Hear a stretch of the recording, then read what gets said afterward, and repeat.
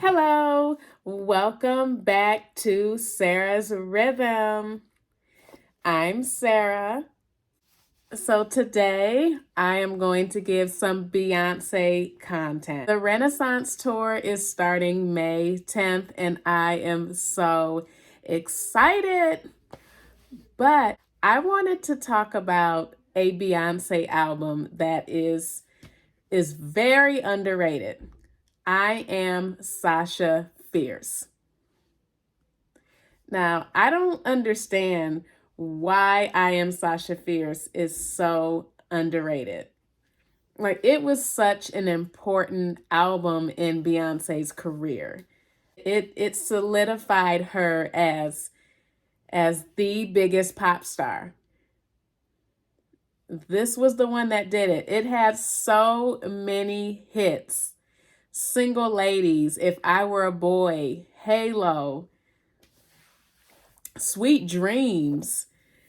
This era was just it was so well done. And I loved the concept of the alter ego and having two sides to Beyonce's artistry. It was brilliant. It was brilliant. The I Am Sasha Fierce era, it was such a nice time.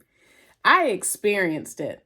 So, you had to be there. You had to be there, to really, understand the impact that this album made on her career. Like it was commercially successful. It was everywhere during this time. She was on every morning show, Good Morning America, the Today Show, all the talk shows. When she came out with Single Ladies, especially. Single Ladies was huge. And I remember when Single Ladies came out, everybody had to learn the dance.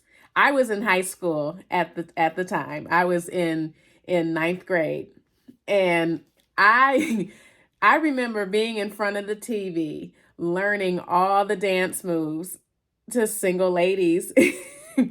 And I knew that entire dance routine too. I loved Single Ladies to death, but the music video was excellent. I love, the choreography, the boom, oh, oh, oh, oh, oh, oh, oh, oh, oh. It created like one of the first big viral moments because everybody online was doing the Single Ladies. If you like it, then you should have put a ring on it. If you like it, then you should have put a ring on it. That was huge. That was the biggest record of 2008 and one of the best pop songs of the decade. And I love the black and white aesthetic of I Am Sasha Fierce. And the black and white aesthetic, it really helps tell the story because, when you have things in black and white, it helps you to focus in on what's being shown and what's being said. Black and white can really convey a lot of emotions, sadness or happiness, and it helps you to just focus in on it. And a black and white image is distraction free. When you have a colorful image, you sort of focus a lot on what's going on in the background and you're focused on all the colors. But when you have a black and white, you see what's in front of you. You can focus on the story more because you have less distractions. It's classy and it's classic.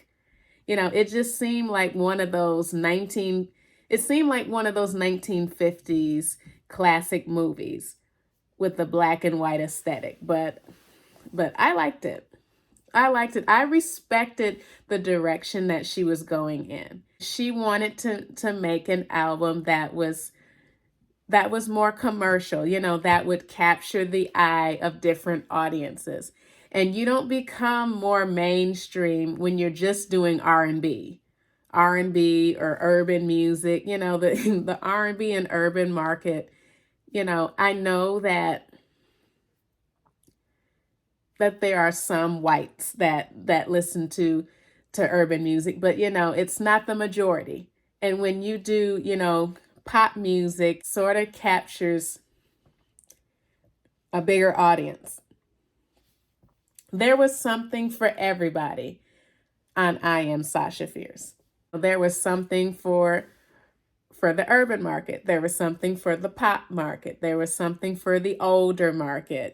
Everybody can listen to I Am Sasha Fierce and enjoy it because it's such a mixture of different styles.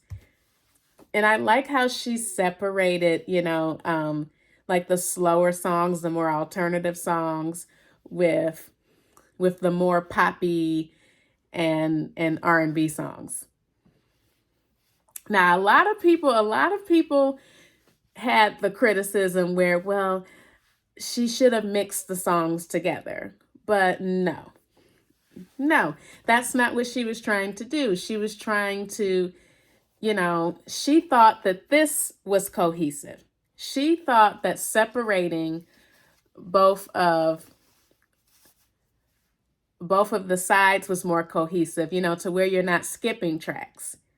Because when you have a more upbeat song and then you're sort of in a more upbeat mood and you see that slower song come along, you might want to skip it. And that's what she was thinking. I heard her say that in an interview. You separate them. If you're in a certain mood, you can put on the faster side. If you're in, a more mellow mood, you can put on the more mellow songs. And the Grammys really celebrated this album. She won 6 awards in one night, including Song of the Year for Single Ladies, which was well deserved. Now, I thought that she deserved Album of the Year because, of course, I Am Sasha Fierce, that era was the biggest era of 2008 and 2008 and 2009, of course, with the I Am tour. But of course they gave it to Taylor Swift's Fearless, and you know how that is. Definitely I Am Sasha Fierce should have gotten that. Let's talk about how this album is very classy.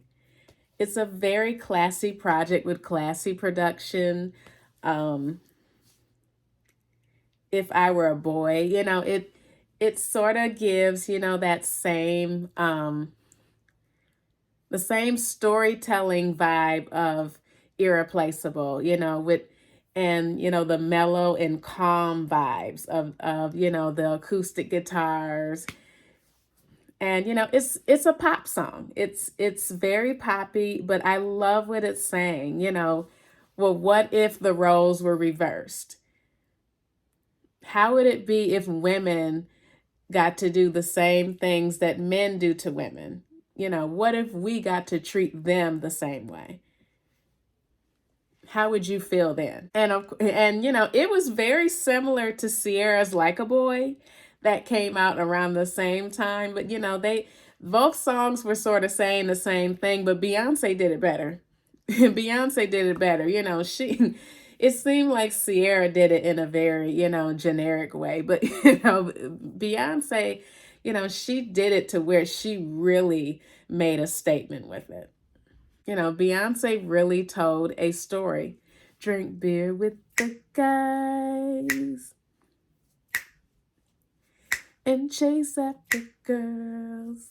When you hear Beyonce sing If I Were a Boy, the lyrics paint a picture. And I love how the music video on If I Were a Boy sort of had, a short film element to it where it showed a story of her and her man, switching places. She got to play his role of being the man and flirting with a guy at her job. And then coming home and thinking, well, Why are you so jealous? It's not like I'm sleeping with the guy. That's something that men who who are even looking to cheat say all the time. Well, oh, we were just talking. Oh, well, it's not like I'm sleeping with them. It shows the roles reversed. Has always um had moments where she has made anthems for women and anthems to empower women. And it makes a statement to the men. Well, see, this is what we have to go through. But If I Were a Boy was nicely done. It was written by BC Jean, and I think she originally did a recording of it. But Beyonce's version, that was a hit. It was a hit. There are some underrated songs on here. Disappear, Broken Hearted Girl, Ave Maria. Ave Maria, that it really showcased Beyonce's vocals. And it was so beautiful and calming the way that she sang it. Ave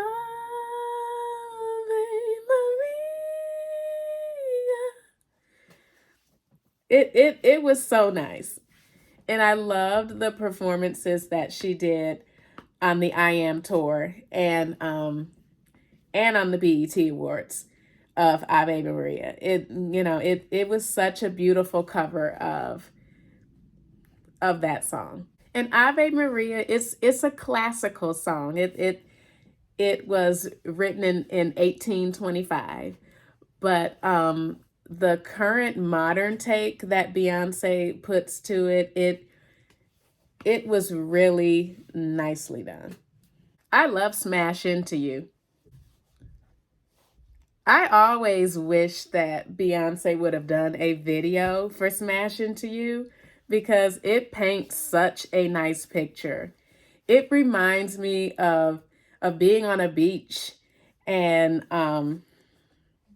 it reminds me of a movie. And the woman hasn't seen her man in a long time. She's been separated from him, and then they sort of meet up, and she just runs up to him, and it's sort of, it's a song about missing him, and you can't wait to see the love of your life. It is such a cute song. I love even the rock elements in Smash Into You. It sounds very soothing. It sounds like a song that would come on, some of those calm adult alternative stations. That's what Smash Into You sounds like, but it has that upbeatness that would be on the regular pop stations. But I love the mix of sound. I like the mix of sounds on I Am Sasha Fierce. It makes a very diverse record. And some of the slower songs like Disappear, Broken Hearted Girl, and Satellites, they sort of display her, they show her voice, they show her vocal ability, and they talk about love and show that side of her artistry. And of course, on the faster side, along with Single Ladies, Radio, Diva, Sweet Dreams are a Beautiful Nightmare. And I love how that one, like Single Ladies, had a dance video. It was completely focused on dance. The dance routine throughout the video. Now that one was in color. But with that one, it wasn't really focused too much on the story. It was just giving you a nice little bop. A nice little bop to dance to. So she didn't have to put that one in black and white.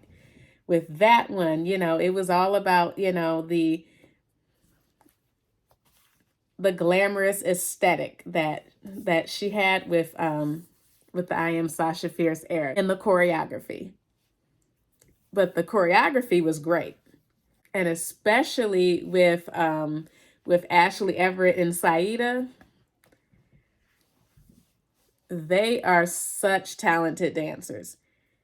Phone was ahead of its time. It was ahead of its time. It was sort of talking about, um, being on video calls with your man and sort of, teasing him and stuff. It was ahead of its time.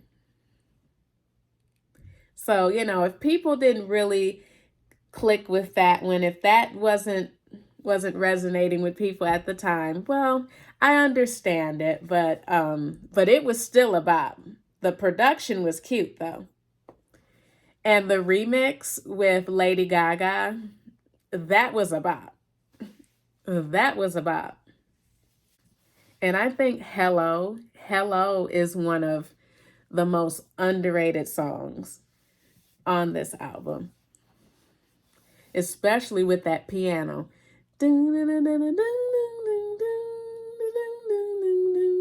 It's a beautiful arrangement, beautiful production. You had me at hello, hello, hello. I don't like the fact that she only performed it like 2 times on the I Am tour and then the I Am Yours special. Like she never brought it back. She needs to bring back Hello. Like I love that song. Diva reminds me of B-Day. This one reminds me of B-Day more than any of them. A diva is a female version of a hustler. It has that urban swag that B-Day had, where they're sort of making a cute little statement. A diva is a female version of a hustler. It reminds me of Upgrade You. It has that Upgrade You type of swag to it. But I Am Sasha Fierce is very underrated with production as well. And you especially see this on Ego and Scared of Lonely. Like the horn section on Ego, I love the jazz elements. Scared of Lonely is so underrated. It's dreamy. When you listen to Scared of Lonely, it gives a dreamy vibe to it. And when she says, I'm lost in this dream, I need you to hold me. She sort of meant that because, when I listen to it, it just sounds like you're floating. You're floating. And but then when that beat drops, at the bridge,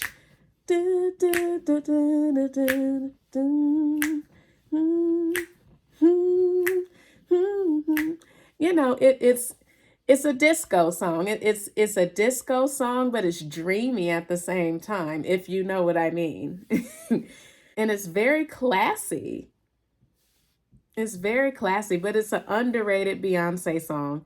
And she needs to bring it back. I don't like that she performed it, only a couple times. But she performed Scared of Lonely like once or twice on the I Am tour and then on I Am Yours. And she never brought it back.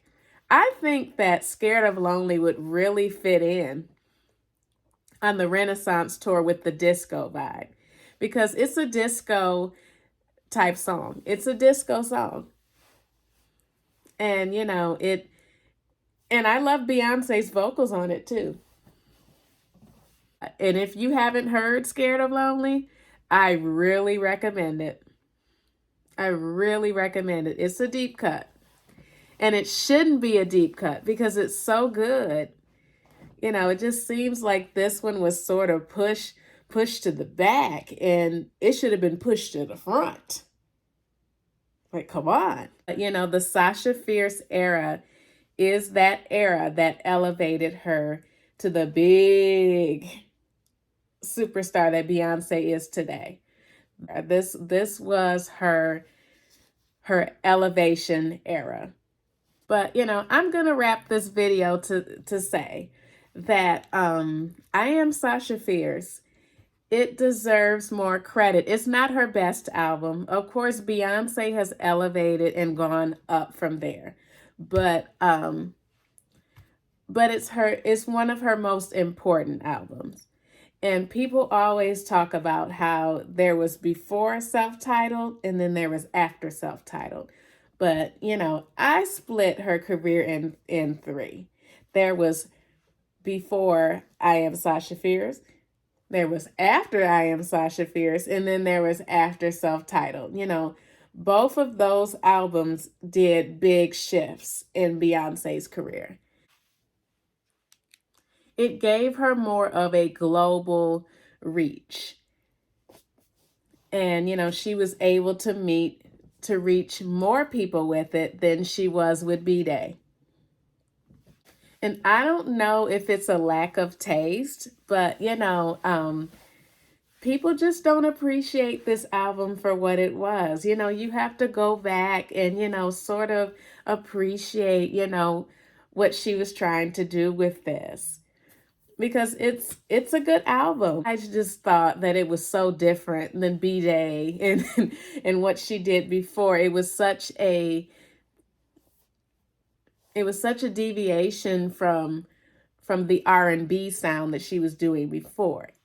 But that was for the good. That was for the better. Sometimes you have to, try new things and you have to branch out to get a pop audience, to get a mainstream audience, because you don't do it with just urban music. Well, thank you so much for watching today. I am Sarah, and this is Sarah's Rhythm.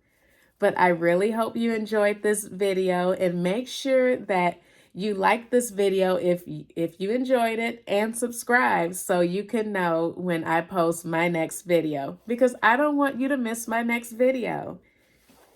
I want to keep the discussion going. Make sure you click that bell so you can be notified directly when I post my next video. Thank you so much for watching today. Have a great day.